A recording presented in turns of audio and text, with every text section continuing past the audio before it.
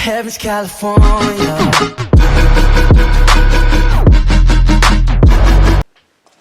Hey guys, so a Mr. Nightmare video came out late last night. Not late, but like, I was too tired and too lazy to react to it, so I'm going to react to it now. Although I do not know the title, so I have to go back and look at it because I just saved it as Mr. Nightmare because I didn't know the title. 4 short, true, scary stories, so it's about 10 minutes long, so even those 4 short stories, it's still pretty long.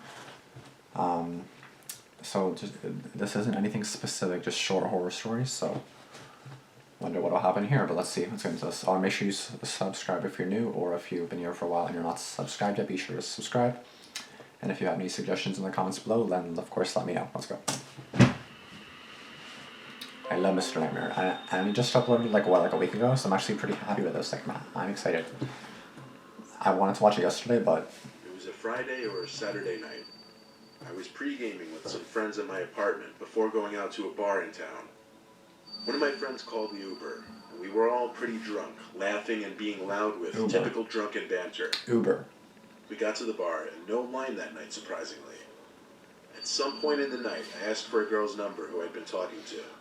When I went into my pocket to get my phone, I realized I didn't have it on me. I checked all my pockets and confirmed this. Did you leave it in the Uber? I tried retracing my steps in the bar, and asked each bartender if someone turned in a phone. I didn't remember even using my phone the whole time I'd been out, though. I stepped outside the bar with one of my friends to use his phone to call mine. Someone picked up on the other end. I heard the fiddling of the phone, but they didn't say anything. I said, "Hi, where'd you find this phone?" Just breathing on the other end. Creepy. I asked them if they were at the bar, but Sus. they hung up on me. I looked at my friend and they're not going to give it back to you. Went straight to voicemail, though. There I it tried is. using Find My iPhone, but apparently I had that feature switched off for some reason. Oh, the person This turns was it a off. pretty sobering experience. There was no way I could have fun knowing my phone was stolen.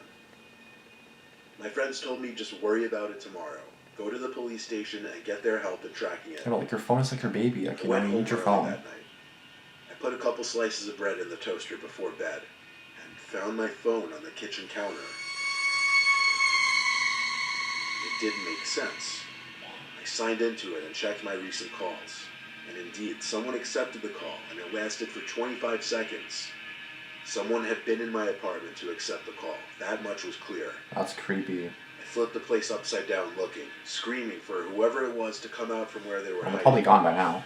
Of course, this had a lot to do with the liquid confidence from drinking so much that night.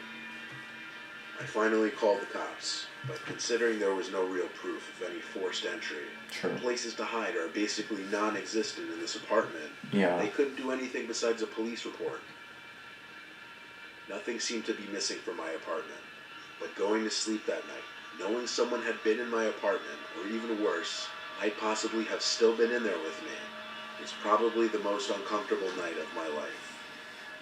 Yeah, just knowing that someone that's not supposed to be in your house it's just not, that's not a good feeling at all. That's just terrifying.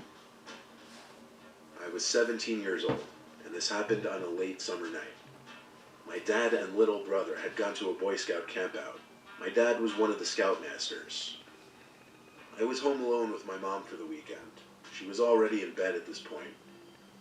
It was about 2 in the morning, and I was just finishing up my late night gaming. I had to go to the bathroom one more time before going to sleep, though. While sitting on the toilet playing games on my phone, Me. I heard the faintest little tap on the bathroom door. "Mom, was that you?" "Mom," I yelled. It wasn't windy or anything. There didn't seem to be any logical way to dismiss it. I slowly and nervously opened the door, but there was nobody there. Oh my god. However, my bedroom door was now shut. I was certain I hadn't shut it. Someone's in I your went room. over to my mom's room and told her that I thought somebody was in my room. She didn't take me seriously and told me that she didn't know what to tell me. I tried to convince myself that maybe I did shut my door. I opened my door feeling extremely freaked out, and when I snuck a peek into the room, I felt like my heart exploded inside of my chest. I could see a hand sticking out from behind the dresser in the corner of my room. Somebody was hiding there. I ran to my mom's room and locked the door behind me. After quietly freaking out, telling her there's a man in the house, she finally believed me and went Now you straight to my believe me. phone to call the cops. Now you believe me. I put my ear up against the door to try and hear anything going on outside. I eventually heard the man's footsteps come out from my room and slowly come closer to my mom's room until making it right outside the door, then stopping. I could see the outlines of his shoes through the bottom crack of the door. He tried the doorknob, but thankfully it had a lock. It seemed the lock was enough to persuade him to give up, because I heard him stomp down the stairs and out the front door. I hurried to the window to see which way the man was heading, but he was already gone.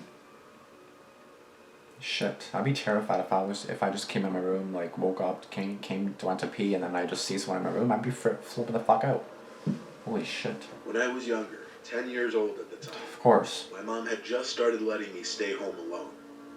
10? We had been watching No. my mom's friend's dog while they were on vacation. No.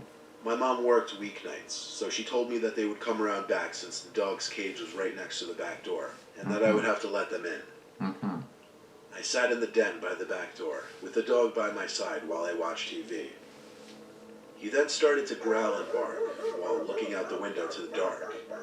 I tried to see what he was barking at, but it was too dark. Of course, I assumed it was my mom's friend coming to pick up the dog. I went over to the door with the dog following me and turned on the patio light. I couldn't see anyone out there at first, but the dog was still barking.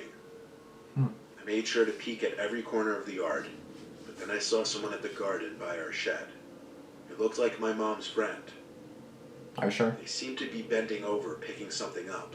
Mm-hmm. I assumed she was admiring my mom's garden or Yeah, something okay. logical. Okay, sure. I then received a disturbing phone call. I prioritized answering the phone, as my mom was strict about me always answering the phone. And then it was the mom's friend or something? I left the dog to continue barking by the door as I picked up the phone, hoping it was my mom. And it was. She told me that her friend wasn't going to pick up the dog that night, as they wouldn't There be it is. getting home until past midnight. I began to stutter as the pure horror prohibited me from speaking coherently. I managed to finally blurt out that someone was in our yard. My mom started screaming like a lunatic. She told me to get up to my room, lock the door, and hide under the bed while my mom called the cops. I obeyed and laid there in silence for a good 10 minutes, until I got a knock at the door.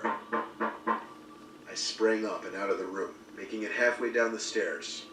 I saw a face looking in through the window of our front door.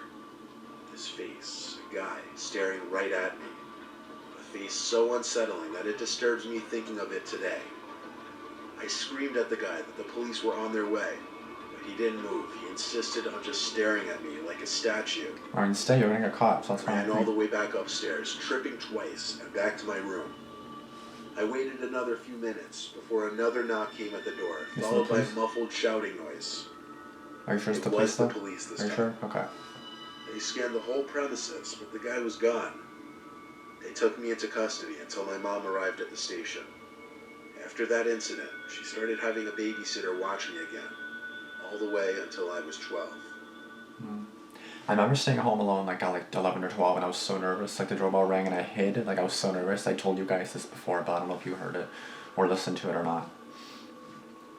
A long time ago, my girlfriend and I were looking for a private place to be alone together since our parents were always home.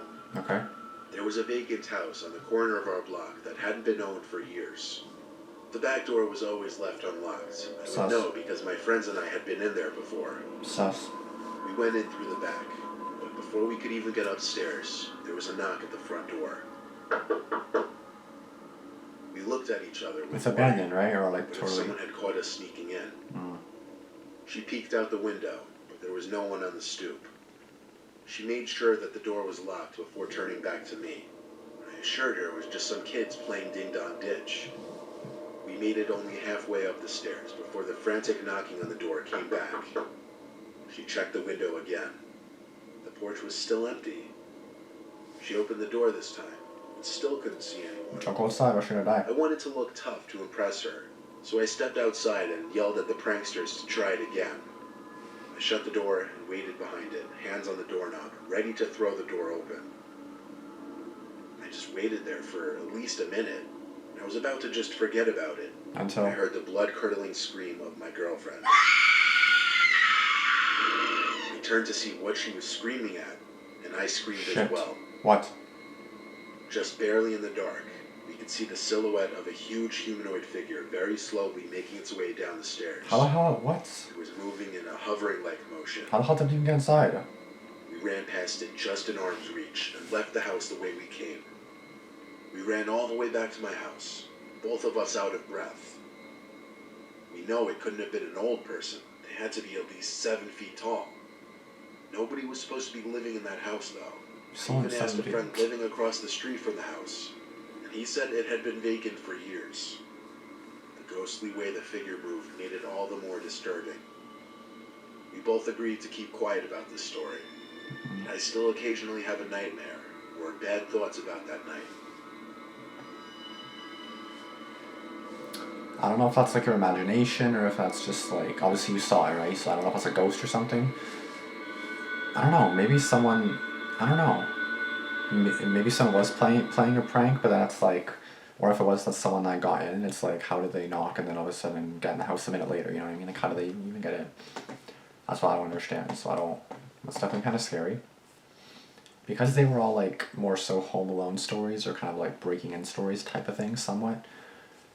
I'm just gonna say be careful, make sure your doors are locked. If something's in your room and you think there is or something, then I don't know. Make sure you tell someone or, you know, obviously don't just ignore it. It just kind of makes me want to check under my bed, my closet, and everywhere in my house now because of this video, but just make sure that your house is actually, you know, empty unless there's someone that should be inside, you know. Make sure that no one's in your house that shouldn't be, because that's sus as hell. Like, I would probably flip the fuck out. Like, I got nervous at 11 or 12 just from the doorbell ringing and I was home alone, so like now I'm obviously not like that when I'm home alone, but I do remember also a time there was, was I home alone? No, I was watching my brother and I saw the door like from where I was sitting. It was like more over there, I was over here. I probably told you guys this too, but the doorbell, no, like the door just turned and it was locked, obviously, thank God, otherwise a random person would have gone in. He tried the door and left. That's it. He or she tried the door and left. And then I was like, thank God the door was locked. So I don't know how that was. I don't know if I'd be here making this video right now if that door was not locked. So I just makes me feel. Anytime the door's open, I'm like, lock that fucking door, because like you never know. You never know. Like it was like 2 in the afternoon. I don't know why, but it was like 1:50, around that time exactly, where that happened. I don't know why I keep thinking 1:50 would be that was actual time. I don't know, but. And the other night, because like my sleep schedule has been messed up, so I haven't been doing videos till like later, but it's actually only noon right now. I got up not too long ago, like an hour or so ago maybe, or a bit over that actually, an hour and a half maybe. The earliest I've been up in like a week or two, and a week or so ago I got up at like, no, I went about like 4, and at 3, and the city I live in isn't like safe, but it's like not totally not safe, you know what I mean? So I go outside and I'm on the phone with my friend.